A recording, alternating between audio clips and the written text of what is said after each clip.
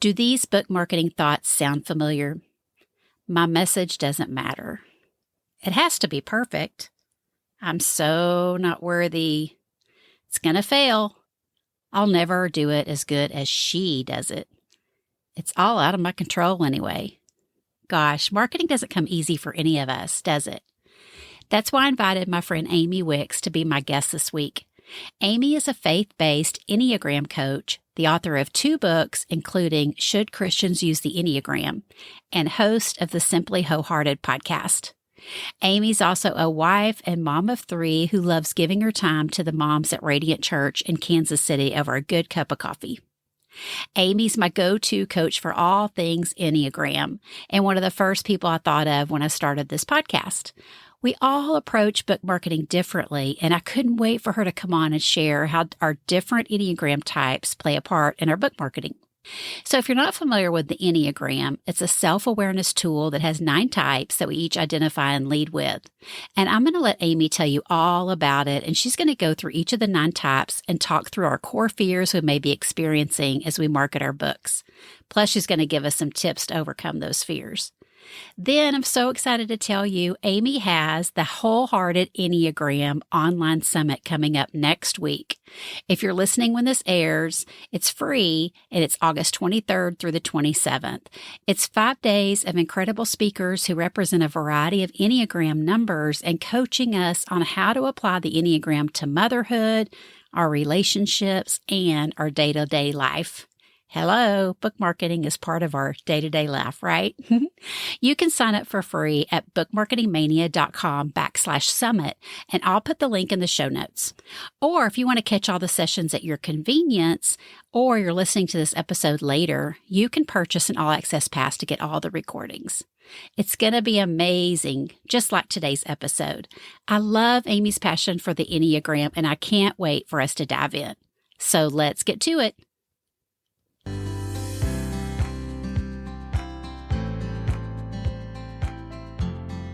Hi, I'm Kim Stewart, and this is the Book Marketing Mania podcast. Let's learn and share together what's working now to meet new readers, market your message, and make a bigger impact online. Hey, Amy, welcome to the Book Marketing Mania podcast. I'm so glad you're here today.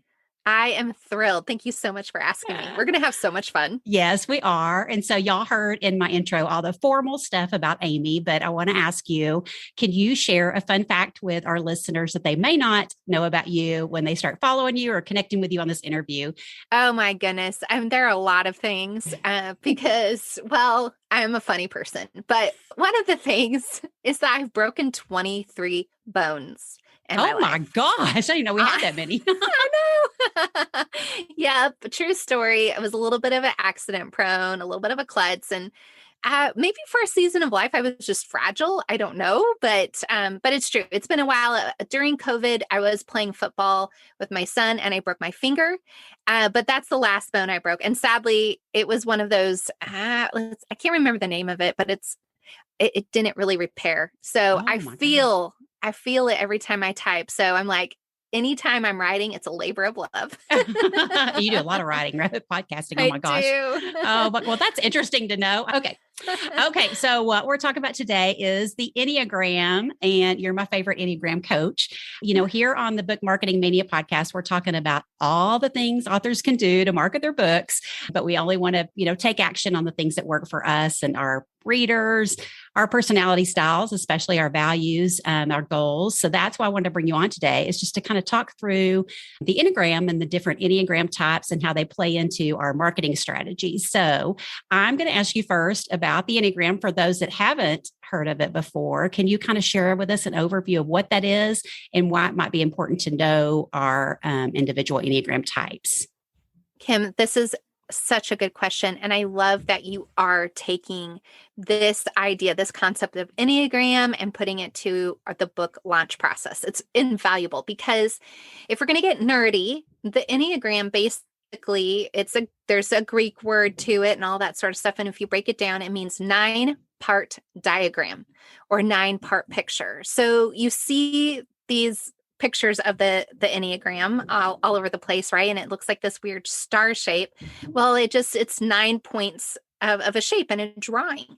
They also have connections because the Enneagram describes patterns about how people interpret the world, how people respond to stress, how we each uniquely grow, how we respond to situations differently. I like it because the Enneagram, and I'm a personality nerd. I've always loved personality tests, personality study, but this typology specifically focuses on motivation, not just behavior, which I think this is why it's key because we were created all in the image of God, but each uniquely. And we need to be aware of our innate desires, our innate fears, those automatic responses, so we can make a choice to do something differently that's more in line with living free in the Lord and with his help. Because sometimes our innate motivations and core fears and all of those elements, those things that are driving and motivating us, they're not always come about in a healthy way, right? Yes. Especially, we'll talk about all of that. Yeah. So it's a self-awareness tool. And if people aren't really sure because our culture has defined self-awareness as something that it's not, I think this self-awareness just illuminates our true essence as we are made in God's image and how we have been influenced by our environment, our family of origin, our culture. And it's tapping into the deeper understanding of our motivations and our longings. And so I really see that self-awareness and God awareness, they're symbiotic. And it's kind of one without the other just isn't as rich and as deep. So that's the Enneagram. And from there, we can do all sorts of things. It has all sorts of uses. Like today, we're going to help us understand ourselves better as it comes to book marketing, which is pretty rad, I think. Me too. I could talk about book marketing all day long. And I know you could talk about the Enneagram all day long. So it's a perfect little match today. Okay. So for those of us that don't know our Enneagram number yet, do you have, because we're going to dive into each type. And before we do that, can you share, is there a place that you have a resource that people can go learn what their number is? Yes. And I talk about this in several different ways, but one of the best ways to discover your type is through resources like this, where you're hearing about the Enneagram, where you're learning about the different types, and you're asking yourselves how you relate to those, or what about those core longings, motivations, desires resonate with you. Because the Enneagram actually, in its truest form, is a narrative tradition. It's about conversation. It's about listening to your stories. So that's how I use the typing philosophy in the process. So I encourage people to do a 15-minute call with me. It's free. I have a few questions that I ask ahead of time and even during our time that help us maybe discover what type you lead as. I also have a video guide called Discovering Your Enneagram Type. And I just recently came out with a new book, as you know, called Should Christians Use the Enneagram? And of course, I'm answering that question. Should Christians use the Enneagram? It's an important question to ask. And it's one that I've loved to answer. But then also part of the book gives explanation about each type that would help if you read, and kind of have a conversation with yourself or with people who are close to you. You can from there maybe begin to distinguish, that feels a lot like me, how I think, what really motivates me. And then the last thing I would say too is that you can do tests and you can do free quizzes. You can do paid for quizzes.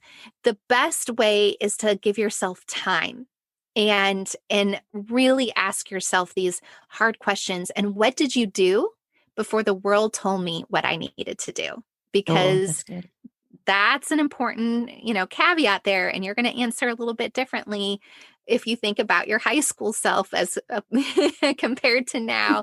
You're a few years maybe into marriage and kids and career. And some of how you operate is just learned behavior. Okay, great. That sounds awesome. Okay, so are you ready to dive into each of the types of the Enneagram types? And then we're going to kind of talk about how each of those might attempt and conquer their book marketing struggles. I know a lot of people struggle with marketing. It's not their favorite thing to do. They just want to write all day, but they don't want to have to market those words, right? Or their books. Right. So let's talk about each Enneagram type, what they might struggle with, and maybe some tips that you can help them as they start thinking about marketing their books. So I'm going to just turn it over to you to go to run through the 9 types and kind of give us an overview, and then just give us some ideas if somebody's thinking, oh, that's probably my type. And yeah, that probably is something I struggle with. And what advice does my Enneagram coach have for me today? I love this. I was so excited when you approached me with this idea because yes, brilliant. One of the pieces that what I'm going to focus on today is I'm going to talk about each type's core fear. And that core fear is and then what I'm going to do is we're going to identify that core fear. And then I'm going to ask you a better question. Oftentimes, the whole coaching process is that we often know the answer because we are in relationship with the Lord.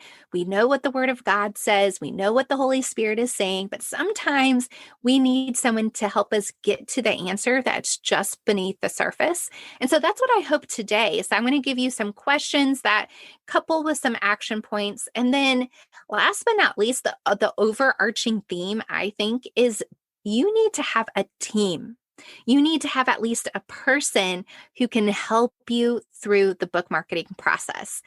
I don't think any of us are to be a lone ranger in this, and whether we have 0 resources or a lot of resources, whether we're going to have a bestseller or we wrote the book for one person. Mm-hmm. We need to have a team of people, again, whether it's someone we hire or just some friends to encourage us and help remind us, hey, your fear's talking a little bit louder than what you know you need to do. So I'm going to start. So Kim, actually, I don't know what type you lead as. What type do you lead as? I lead as a 9, which I'm pretty sure you've mentioned as your husband's type too, right? He is, yes. Of course, I love 9s. I think they're amazing. Well, you know us, we're the peacekeepers, and we like to kind of stay behind the scenes. So yes. I'm personally very excited to hear what you have to say about all this. But yeah, so I am a 9. Yes. And you are a 7, is that right? I am. Okay. Yep. Okay, great. 7 wing 8. So I got lots of energy. Ooh, I think I'm a 9 wing 1. I'll have to talk to you about that. Oh, yes, we should. I would love that. Well, what I love to do when we do these conversations, the idea with the Enneagram is there's no hierarchy of numbers. They're just listed in a way that's clockwise fashion. So at the top is the 9, but it's not because the 9's better than anyone else, though. You know, Kim and my husband might disagree. That just happens to be the way it is. And then you go around the clock. So people like to start at different numbers when we're talking about all of them. And I like to honor the person that I'm speaking with. So today we get to start with 9. Oh, goodness. And Okay. we'll go from there and then we'll go around the clock. So we'll start there.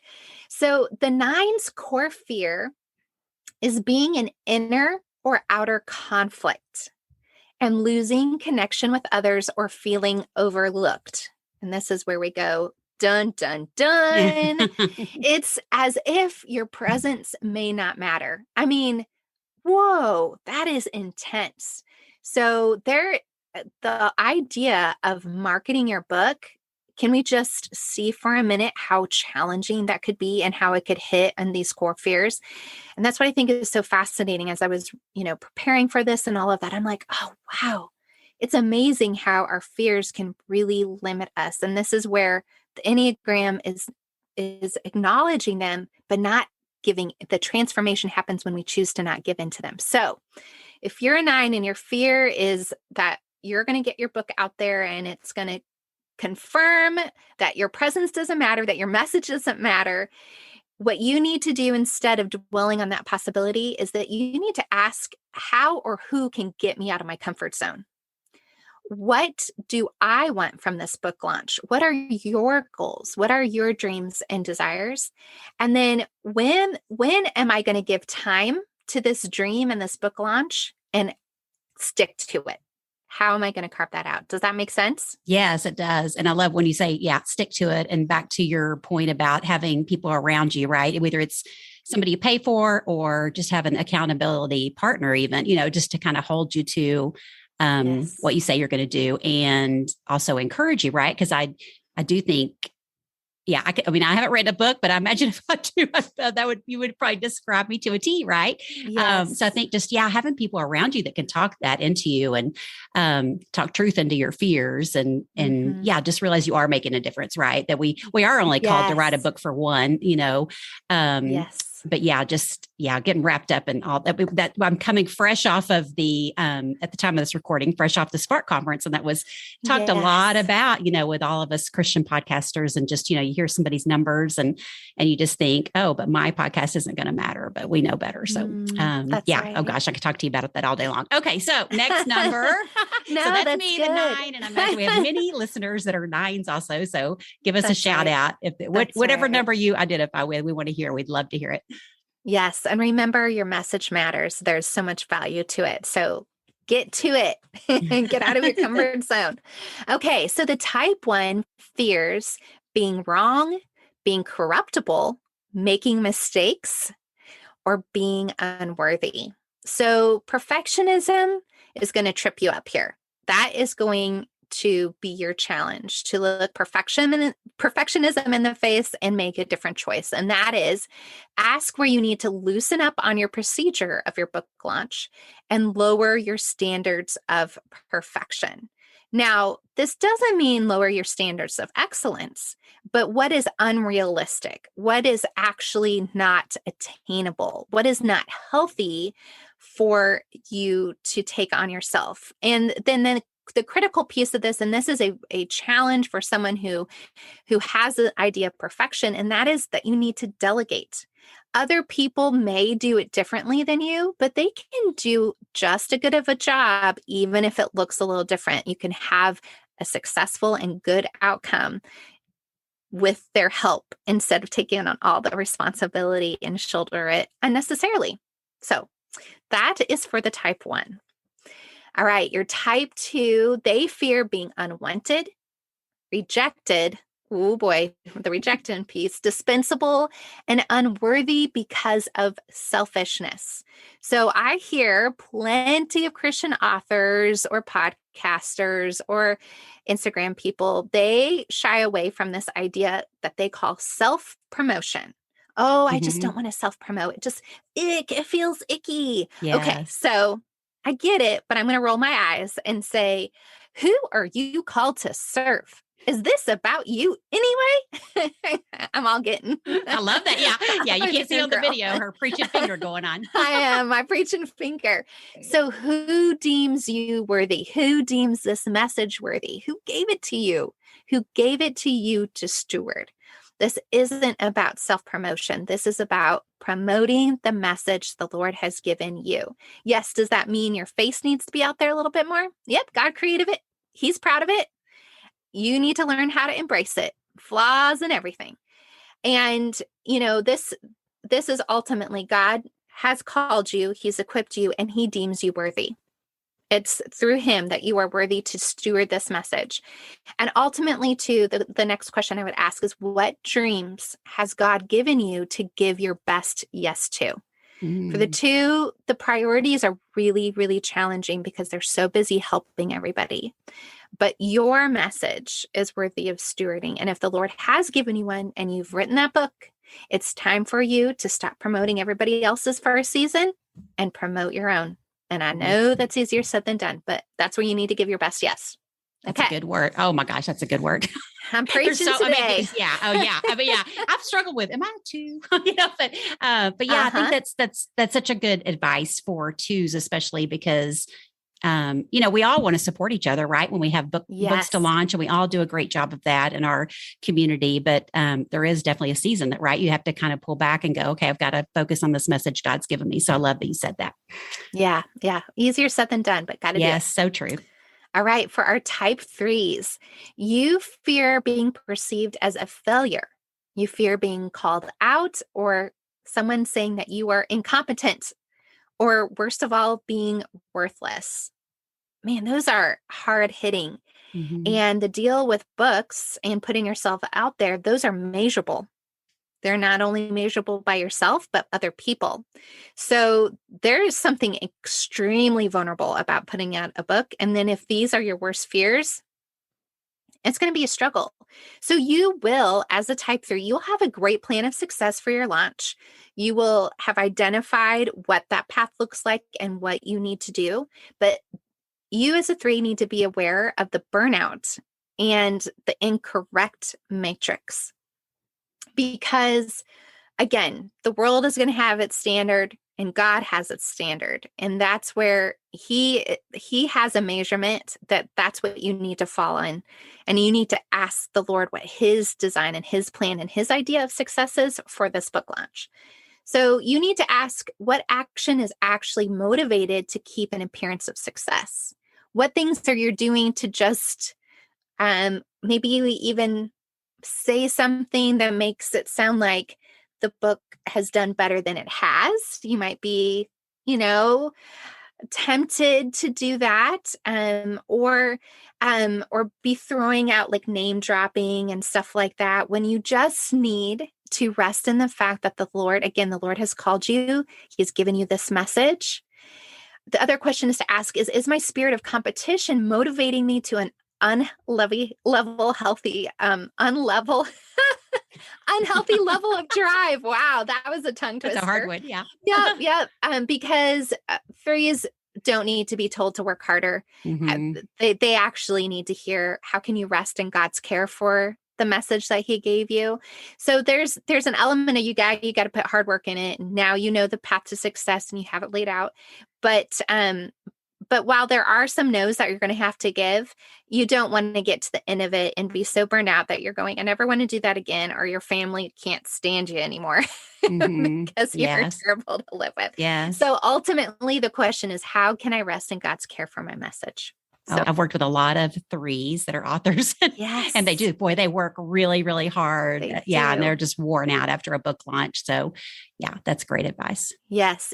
And you as a 9, you are like that personality is the secret key to thriving for a 3, because if they can operate in the rest that a 9 naturally kind of emanates, instead of having to wait till they're in total stress mode or a burned out mode, then there's just a level of balance is kind of a strong word that is elusive, but just a more moderate pace that is sustainable in the long run if they can figure that out. So you're a great coach for thanks. 3s in particular. Yeah, it's awesome. Okay, the type 4s, they fear being unnoticed, mundane, insignificant, and cut off emotionally. Okay, so this means you're asking yourselves like, is my book original enough? And well, if everyone is launching this way, then I want to do it that way because I can't do it like everybody else, which you're doing this. But then it creates this wild emotional ride. So the better question to ask is, how is my message or method similar?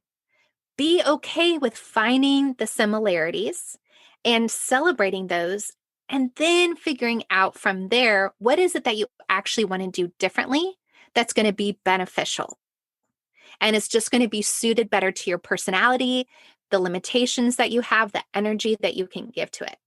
And then invite the Lord to speak to how he created you to be special and unique with your message and with your launch process.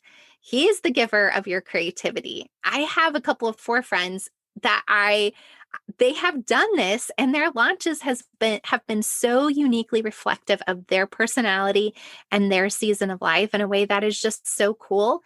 And the fruit of that is that they're a lot happier doing the launch the way they need to do the launch. Oh, that's great. That's what I love about the Enneagram, right? You just are constantly learning new things about yourself. And especially like in a book launch, just going, okay, this is my personality and I'm going to be good with this, right? This is the way God made me. Yes. And it's not like the next person's launch or the launch I just saw. So I love Totally. that. Yeah. Unique and creative. I love that. All right. The type 5. Now, the type 5 fears being obligated to someone or the whole world, incompetent. They fear being invaded upon or depleted of energy. All right. So the better question to ask is, who are you actually obligated to get this book out? How has God equipped you to share your message? And where do you draw your strength from? Okay, because this is a perfect opportunity to be generous with the knowledge the Lord has given you, because fives are information gatherers, they're strategy masters. But if they aren't careful, they will continue to accumulate and accumulate and accumulate and never give out. They will not share the information. They will not go through with the launch plan. They'll just continue to make plans until they almost a little bit similar to the one where they're just waiting for it to be perfect, but it's all in their mind. So the goal for the 5 is to identify those fears, but then ask the question, who is I'm actually obligated to? Well, you're not really obligated to anybody. But if the Lord has asked you to steward the message, well, then you better steward it. You better get it out there, and he will equip you to share the message.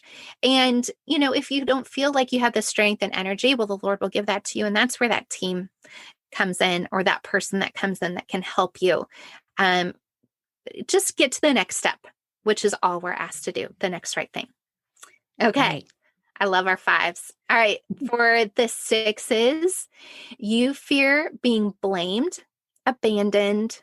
You feel anxious, and you feel anxious about being anxious. And you really fear not having support. So for sure, the type 6, you're going to need a great troubleshooter who will help you when problems come up, like to listen to you process the options that you have. You're gonna need that. There's strength in numbers for the type 6. So you can do it alone because you are able to do it if that's what the Lord has called you to do, but figure out who your support team can be.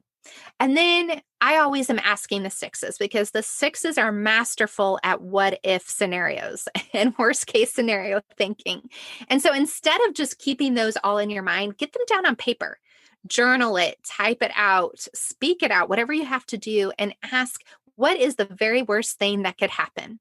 Well, the very worst thing that could happen with your book launch is that only your mom, your sister, and your dog walker buys your book. Okay. But you sold 3 copies, and ultimately you wrote the book and you got it done. And that's worth celebrating. And when you look at that ridiculousness, the answer is more than 3 people are going to buy my book. It will be okay. And then the most important question of all is it all up to you anyway? No, it's not. Mm-mm. And this is where, having that team, that support team, reminding you that you are able to do this, and that you are, when troubles do come up, you can be a great solution finder, similar to the 5s, where you're going to have that strategy in your mind. Okay. For 7s, Amy with a book. Yep, me with the book. I'm looking my fear in the face, and let me tell you, it's real. It's real, friend. Perfect timing for this. It is perfect timing. It's so good for me, because it's embarrassing how I see this played out. But 7s fear being bored, trapped in uncomfortable or painful emotions. They fear missing out. The FOMO is real. And they fear being deprived. So the honest truth is, I have had to implement major accountability to even finish my project. And I consider myself a finisher until I realized I have like 5 half-written books. Like, wow. That's the honest truth. And I have more written in my brain. But I'm not finishing them because I get excited about the next project. And I finally finished this project, but you know what I'm thinking about instead of launching? It feels more fun to go write the next thing instead of follow through with the launch plan, because I could be trapped in painful emotions if it doesn't go the way I want it to go. So you'd rather just skip over that. Yeah. Yes. It's so much easier to run off to the next thing. So you need to ask yourself, am I avoiding feeling bored with my project? Because you might get bored. Like anybody who has written a book knows you get bored at some point with it. You hit that middle part. You're like, oh, I don't really know what to say here. You just get tired, and it's just easy to just go on to something else. But instead of avoiding it, acknowledging, hey, I'm a little bored here. I need to get some help. I need to do something to get some inspiration so I can keep going. Ultimately, what have you committed to doing? This is making a choice to do opposite, which is to be flaky for, the honest truth. Instead of being flaky, what have you committed to doing? If you've committed to yourself, and this is what I did. I was guesting on a podcast, which Michael Jr., who's the funniest guy out there, Christian comedian, he has a podcast called Funny How Life Works. Well, I ended up on his podcast once. Super fun. At the end of it, he's like, oh, well, we need to have you back on, blah, blah, blah. And I thought they were being nice, right? Well, they were serious. They had me back on. And I let it slip that because I thought I was further along in my book project and I thought they were going to air in like a later time. I was like, oh yeah, I have this book called Should Christians Use the Enneagram? Well, that was like, I committed to it. I said it and his audience is going to be expected. So man, that was like a sneaky way. I think the Lord had me commit to this. So I actually finished it because honestly, if it wasn't for that, I'd be still sitting on this project.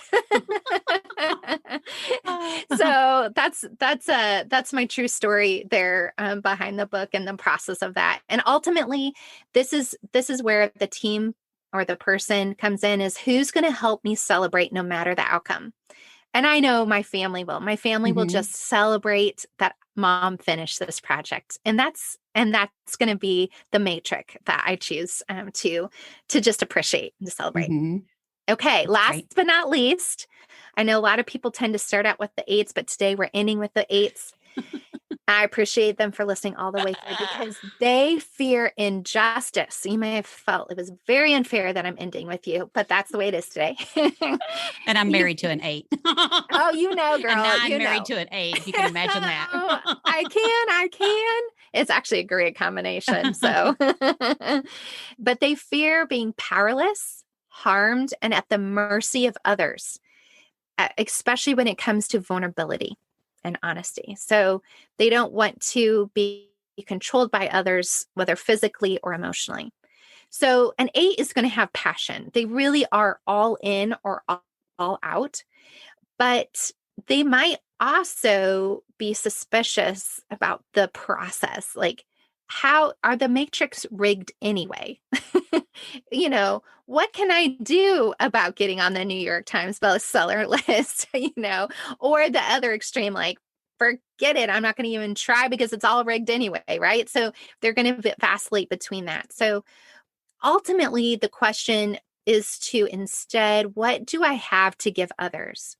How am I, oftentimes an 8 is going to be driven to defend the defenseless, to speak out on injustice, to speak truth. They are bold, they are straightforward, and they are hard hitting.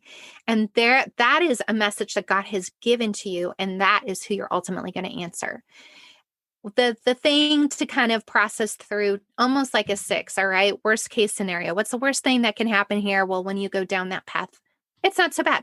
So for an 8, the question is, what can I control? Like, what can you actually control in this process? And what do I need to let go of? And to focus on the things that you have some measurable, that your output's going to have measurement in the outcome. And then the other things that you just have to release and let the Lord. So I'm just sitting here thinking, even though I know my type, for those of us that do, or those that don't know their type at all, if we did a 15-minute assessment with you or any of your free tools, and we'll link all those in the show notes, does that kind of help you? Like, as I'm thinking, as you've identified each of the 9 types, like you might kind of see a little bit of yourself in each of those? Yes. How does that play into it? You're a 9. Yeah. Is that what a 9 would typically ask you? Yes, a 9, bless your all's hearts. The 9 has the most challenging time determining their type because they do identify. That's the beauty of the 9. They actually have the superpowers of all 9 types. They get the perspective of all 9 types. You are going to see yourself in all 9 types.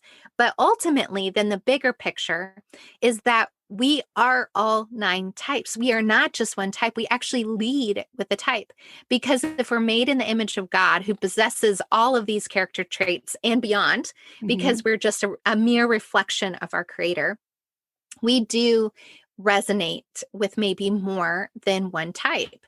And so I always think the process is the process of elimination. That's how I did my ACTs and SATs, if we're honest. It's like, okay, which one do I know is not me? Mm-hmm. So we're not going to do that. And then what ones are the possibilities? And that's why I like the narrative tradition with the Enneagram. It's kind of going through this. And for a 9, again, you are going to read and be like, oh, well, I could see this and well, I could see that.